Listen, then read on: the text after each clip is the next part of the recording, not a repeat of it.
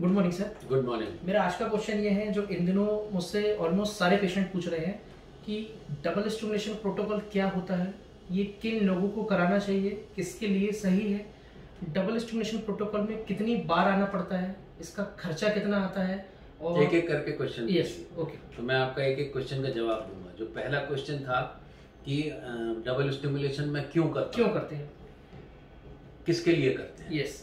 Double stimulation protocol एक luteal phase protocol आप बोल सकते हैं, 2 IVF इन 1 साइकिल। बेसिकली ये क्यों करते हैं? क्योंकि हम कोशिश करते हैं कि जितने एग्स बचे हैं, बेसिकली इसका जो इंडिकेशन है, हम किसके लिए कर रहे हैं, जिनका ओवेरियन रिजर्व जो है, जिनका AMH 0.9 से नीचे चला गया, बहुत कम हो गया, जिनका AFC एंटल फॉलिकल काउंट बहुत कम हो गया, जिनको एक डोनेशन की सलाह दे दी गई है बट स्टिल उनको मेंस्ट्रुअल साइकिल आ रहा है, पीरियड आ रहे हैं, मेंसेस आ रहे हैं, तो कहीं ना कहीं एक ओव्यूलेशन तो होता होगा तभी पीरियड आते हैं। ये एक नियम है मोस्टली। मैं एनोवुलेटरी साइकिल और इरेगुलर साइकिल की बात नहीं कर रहा हूँ, बट मोस्टली यदि रेगुलरली 21 दिन से 35 दिन के बीच में यदि पीरियड आ रहे हैं रेगुलरली, तो एक ना एक ओव्यूलेशन हो रहा है। उस अंडे को यदि हार्वेस्ट करें तो आपको बहुत एग्स नहीं मिलेंगे, बट उस हार्वेस्टिंग में आपको कोशिश ये करनी पड़ेगी कि आप एक साइकिल में जितना हो सके उसको स्टिमुलेट करके निकाल लें। ये एक टेक्निक है डबल स्टिमुलेशन या ल्यूटियल फेज स्टिमुलेशन या ड्यूओ स्टिम, जो कि हम IVF में करते हैं। जो दूसरा आपका क्वेश्चन है कि हम इसको कैसे करते हैं, यस, मैं आपको वो एक बता देता हूं कि हम नॉर्मली डबल स्टिमुलेशन, ये जो पीरियड आया इसके डे 2 से हम जो इंजेक्शन चालू करते हैं, ये इंजेक्शन आप यूरिनरी गोनाट्रोपिन भी यूज कर सकते हो। आजकल हम रिकॉम्बिनेंट भी यूज करते हैं यदि पेशेंट पे करते हैं, okay. उससे थोड़ी सी इंप्रूवमेंट होती है रिजल्ट्स में। जो भी हम गोनाट्रोपिन यूज किए, और उसके बाद में हमने यहाँ पर एक ओवम पिकअप किया, मतलब हमने अंडे निकाले, जो भी बने 1 या 2 जो भी बने, उसको हमने इक्सी से फर्टिलाइज कराया। फिर इस एम्ब्रियो को यदि बनता है तो इसको हम फ्रीज कर लेते हैं, हम यहाँ ट्रांसफर नहीं करते हैं। बट इस ओवम पिकअप के बाद में हम नेक्स्ट डे या उसके बाद वाले दिन से इसको पेशेंट को फिर इंजेक्शन या टैबलेट के साथ इंजेक्शन देना चालू करते हैं। तो यहाँ पर जो अंडा बना था, ऐसा ही अंडा फिर इधर भी बनता है। अब चूंकि हमने इसके ल्यूटियल फेज में स्टिमुलेशन दिया था, हम ट्रांसफर नहीं कर सकते, बट इस ल्यूटियल फेज में जब हम स्टिमुलेशन देते हैं तो दूसरे ग्रुप ऑफ एग्स का सिलेक्शन होता है। उस सिलेक्शन में हमको फिर से यदि हमको एग मिला तो हम फिर एक ओवम पिकअप करते हैं। इस ओवम पिकअप करने के बाद हम पेशेंट, इसका जो निकला इसको भी हम फ्रीज कर लिए, मतलब हमने 2 ओवम पिकअप किए। इसके बाद पेशेंट का पीरियड आ जाएगा। मोस्टली ये 10-12 दिन, 13 दिन, और ये 10-12 दिन या 13 दिन ये चलता है। मतलब टोटल जो ड्यूरेशन है वो 26-27 दिन की, 28 दिन की होती है। उसके बाद उसका एक पीरियड आएगा। चूंकि हमने इसके ल्यूटियल फेज में भी हमने स्टिमुलेशन किया तो इसका ट्रांसफर नहीं कर सकते। ये टेक्निक होती है डबल स्टिमुलेशन की, इसको डुओ स्टिम भी बोलते हैं। आपका नेक्स्ट क्वेश्चन क्या था? ये क्वेश्चन ये है कि फर्स्ट विजिट से ट्रांसफर तक कितनी बार आना पड़ेगा? ओके, ये बहुत इंपॉर्टेंट मुद्दा है। सबसे पहली बात तो ये है कि जब भी हम डबल स्टिमुलेशन करें तो हमारे पास में एक असेसमेंट साइकिल होनी ही चाहिए। हम IVF एक्चुअल करने के पहले इस पेशेंट को देखना बहुत जरूरी है। मतलब मुझे इसका हार्मोनल ऐसे, अल्ट्रासाउंड, हिस्ट्रोस्कोपी, ये सब तैयार करना पड़ेगा इस असेसमेंट साइकिल के लिए कि आप 1 या 2 दिन के लिए आ सकते हो। इसके बाद आप चले जाओ, आप सीधा डे 2 में आइए।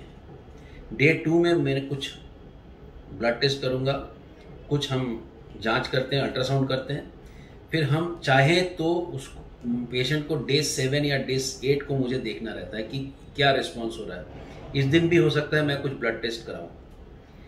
फिर इसके बाद 2-3 दिन बाद एक ओवम पिकअप होगा। फिर यहाँ से ओवम पिकअप के 2-3 दिन बाद से फिर इंजेक्शन दे के 7 दिन बाद फिर मैं देखूंगा। तो इस दिन भी हम अल्ट्रासाउंड करेंगे, ब्लड टेस्ट करेंगे। इसके 2-3 दिन बाद हम ओवम पिकअप करेंगे। इसके बाद पेशेंट घर जा सकती है, फिर बाद में फ्रोजन एम्ब्रियो ट्रांसफर के लिए अपने हिसाब से आ सकती है।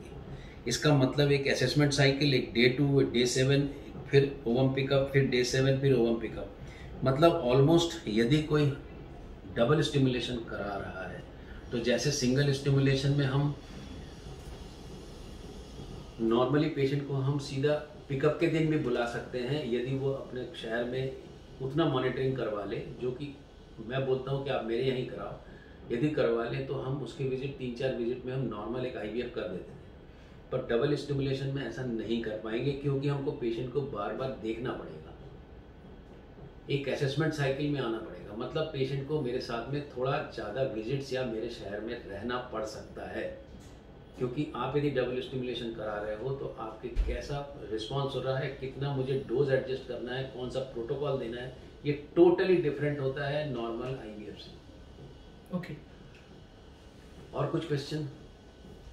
एंड डबल स्टिमुलेशन का खर्चा कितना है? नहीं, डबल स्टिमुलेशन का खर्चा तो आप बता पाएंगे कितना है। यस। क्योंकि ये मैं आपसे भी पूछ रहा हूँ कि डबल स्टिमुलेशन का असेसमेंट का जो साइकिल है वो एक असेसमेंट में आपका मेरे ख्याल से 15-20 हज़ार 15,000 के आसपास असेसमेंट। नहीं, 15,000 का हिस्ट्रोस्कोपी और और इन्वेस्टिगेशन मिला के हो सकता है कि 20-25 मोस्ट प्रोबेबली 7,000 के आसपास के blood test and TVS and 15,000 रुपए का हिस्ट्रोस्कोपी, ये लगता है। Yes. ये खर्चा है। उसके बाद में डे 2 से यदि हम डबल स्टिमुलेशन लेते हैं तो गोनाडोट्रोपिन हम यदि यूरिनरी यूज करते हैं तो उसका खर्चा कितना आता है? 2.50 इंक्लूडिंग प्रेगनेंसी टेस्ट तक। मतलब 2.50 lakhs Yes. Inclusive of drugs, inclusive of pregnancy test with blood test. यदि हम रिकॉम्बिनेंट FSH गोनाडोट्रोपिन यूज करते हैं तो वो खर्च थोड़ा ज्यादा होता है। Yes, वो थोड़ा ज्यादा। कितना होता है? वो फ्रॉम डे 2 3.50 lakhs, मतलब 3-3.5 लाख रुपए Yes. खर्च आता है। यस। ये जो पहला यूरिनरी वाला उसका खर्चा कितना था? 2.5 लाख। 2.5 लाख। इसमें जो हम बाद में फ्रोजन एम्ब्रियो ट्रांसफर करेंगे वो भी शामिल है? यस, शामिल है। मतलब आपको फ्रोजन एम्ब्रियो ट्रांसफर जो हम बाद में करेंगे उसमें जब आप आओगे उस समय भी जो आपको मेडिसिन लगेगा, उस समय भी आपको जो ब्लड टेस्ट होगा वो उसमें शामिल है। ये 2.5 लाख विथ यूरिनरी गोनाडोट्रोपिन और 3.5 लाख विथ रिकॉम्बिनेंट FSH का खर्च है डबल स्टिमुलेशन का। और मैं आपको ये बता चुका हूँ कि कितनी बार आना पड़ेगा। अब आप पूछेंगे कि इसमें इतना खर्च करके सक्सेस रेट क्या है? यस। सबसे इम्पोर्टेंट मुद्दा ये है। सबसे इम्पोर्टेंट मुद्दा ये है कि ये किसके लिए कर रहे हैं, जिसमें कि एक डोनेशन की सलाह दी गई है। आपके पास भी जो फ़ोन आते हैं मोस्टली जो मैं सुनता हूँ कि पेशेंट एक अपने एग से खुद का एक बायोलॉजिकल चाइल्ड पाने के लिए एक लास्ट डिच एफर्ट करता है। तो उसमें हो भी सकता है, नहीं भी हो सकता है, बट जो मेरा अभी तक का करने का रहा उसमें 15-20% के आसपास हमको सक्सेस रेट मिलती है। इवन कुछ पेशेंट्स में ट्विंस भी हुए हैं जिसमें कि 0.06 AMH से डबल स्टिमुलेशन किया था। तो ये एक मेथड है करने का। इसमें सफलता मिल भी सकती है, सफलता नहीं भी मिल सकती है, बट एक बात पक्की है कि बगैर प्रयास के सफलता की आशा कभी नहीं करना चाहिए। तो हम आपको कोशिश करते हैं, हम आपके साथ हैं। इसमें खर्च आता है, बट आप यदि सफल होते हैं तो आप अपने बच्चे की बायोलॉजिकल पेरेंट बन सकते हो। जैसे हम डोनर स्पर्म अवॉइड करते हैं, टीसा करते हैं एंटोलॉजिकल इवैल्यूएशन करके, वैसे ही हम डबल स्टिमुलेशन लो AMH में एफर्ट करते हैं ताकि पेशेंट अपने अंडे से खुद का बायोलॉजिकल पेरेंट, खुद की बायोलॉजिकल मदर बन सके। आशा है जो आपसे क्वेश्चन किए जाते हैं उनका आंसर्स मिल गया। यस सर, सारे सुनने के लिए बहुत बहुत धन्यवाद।